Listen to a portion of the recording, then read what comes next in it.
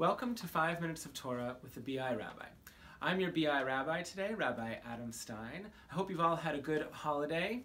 You know, towards the end of Shavuot yesterday, I heard that the US President, Donald Trump, is pulling out of the climate peace accords signed in Paris.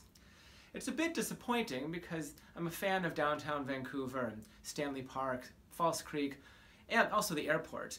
I'm not really looking forward to them being swallowed up by the surrounding waters.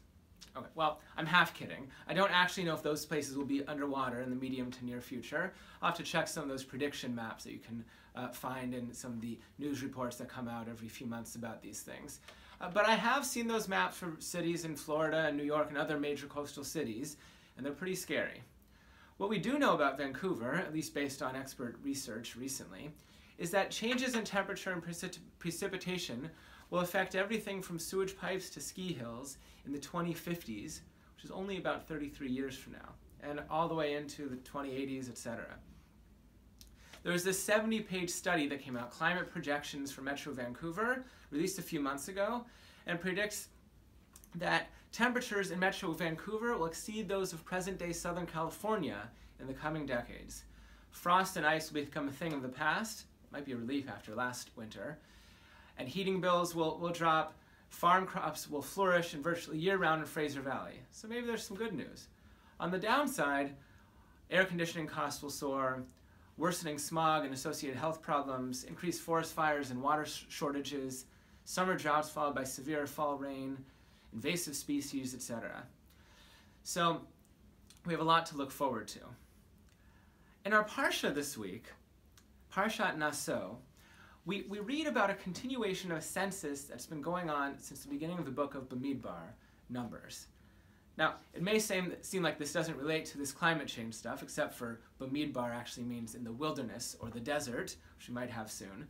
But in the Parsha, the Levites are being counted according to their clans, and those clans' various duties relating to the tabernacle and its holy objects. And they had to guard and dismantle and transport all those holy objects, and they sometimes even acted as almost medical personnel when they were identifying various skin diseases and things like that. They had a lot of different roles. So in many ways, the Levites were and are spiritual and religious leaders of the people. But throughout our history, they have at times been political leaders as well, standing up to take charge when needed. They knew what their duties were, but they also knew that sometimes they needed to step up and take a greater leadership role than they may have originally planned.